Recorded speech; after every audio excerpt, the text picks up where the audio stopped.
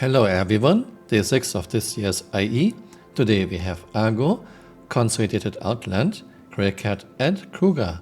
Argo MPOV, I actually like Argo MPOV. There's a variant with tractor beam, a variant to transport cargo and a variant to transport people. But the ship needs a rework because the people mover module is clip galore. And of course, if you want to have all three variants, you have to buy 3 ships. This would be perfect for modularity. I think CRG said one fine day we can buy just the base version and have different modules. Right now, yeah, you have to buy all 3 if you want to have all 3 variants. Argo CSV-SM, a base building vehicle, and once again terribly designed. There's only place for 1 player inside. There could be easily place for 2 or 3 players inside if CRG would make the cabin wider. While we add wider, look at the wheelbase. Wheels are way too wide and CRG doesn't even use this space. The bed could be much wider. She can only carry 4 SCU, but she could easily carry 6 SCU. Then you have those fenders that are way too close to the wheels. In real life, mud, snow, sand would get between your wheels and your fenders and block your wheels. Once again, CRG, why not look at real life vehicles and go from there? Why are you always using your own terrible designs? I don't get it. This feels like let's make her wide to limit what ships can carry her. Argo ATLS is suited to transport cargo with a tractor beam but only on one arm. The other arm has no tractor beam. I think there will be a military version of this soon. Argo ATLS is very tall. There is no transport or crouch configuration. So if you cannot get her into your ship, you cannot use her. And we cannot tilt her forward to use a tractor beam to get her into smaller openings. Yeah, why can't we tilt things forward, Chris? Argo Mole, a mining ship with 3 stations for mining with 1 big laser each. Not a bad ship if you are into mining and if you are playing with friends. Argo Raft, a cargo holder with a lot of problems. She has an airlock which is very nice, but there's no ladder to the ground. So you can jump out, you cannot get back. Then she can only carry 3 32 SU containers. There would be easily space for 8 if you stack them. And she has an elevator that goes up to 1st and 2nd level. There's a door between elevator and 1st level, but not between elevator and 2nd level. So good luck if you want to get outside on a moon or planet without a good atmosphere or with no atmosphere at all. Good thing about Argo Raft is internal layout is actually quite good for a CRG ship. Argo SRV, your Star Citizen tow truck. I haven't used her for a while. Last time I used her for towing, it was very buggy. All kinds of very interesting bugs. Ships exploding that are towed and so on. Mustangs, I was never a fan of the design.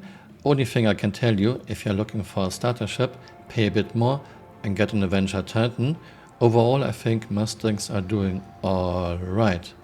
Nomad, a starter ship between Titan and Cutlass Black. What I like about her, she can carry a lot of cargo and even a lot of vehicles on her bed.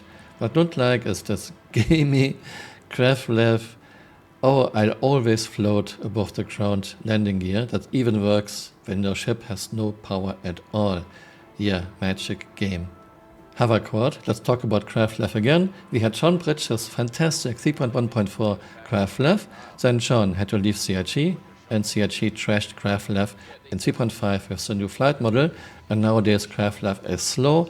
It does not look ahead anymore. It's not fun. It's just terrible. I wish we would have John Bridges 3.1.4 Kraflev back. Hover quad is just terrible. She is way too wide, limits what ships can carry her. She has no shield, she has no guns, and she has very little storage, and she can only carry 1 player.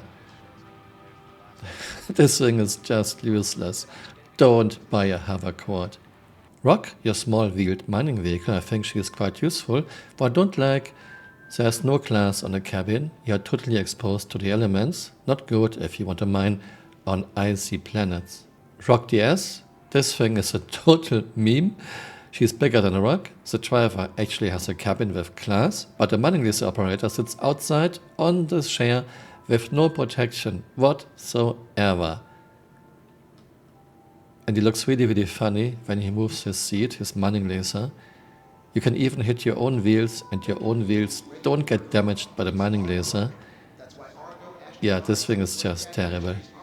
GreyCat STV, a quite useful vehicle. I have nothing bad to say about GreyCat STV. And GreyCat Buggy. Actually, I like GreyCat Buggy. I only wish that we would have some halfway decent driving physics in year 13, which we still don't have. Driving in Star Citizen is just terrible.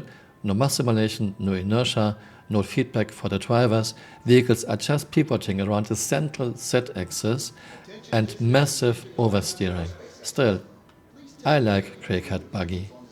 Merlin and Archimedes, very small ships. Merlin is attached to Andromeda. I like those. Pioneer, your base building ship, she got a lot more expensive, I guess because of all the hype CRG generated in this year's CitizenCon. Oh, you can build big space stations, big bases. I believe it when I see it in the game. This was day 6, thanks for watching and see you next time. Bye, auf Wiedersehen.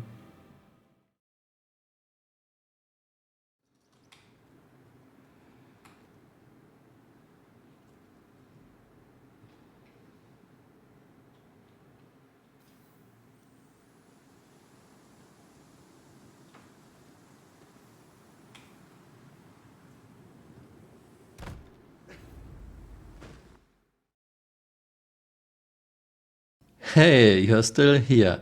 You might want to join me on Twitter. My Twitter account is Camural_SC.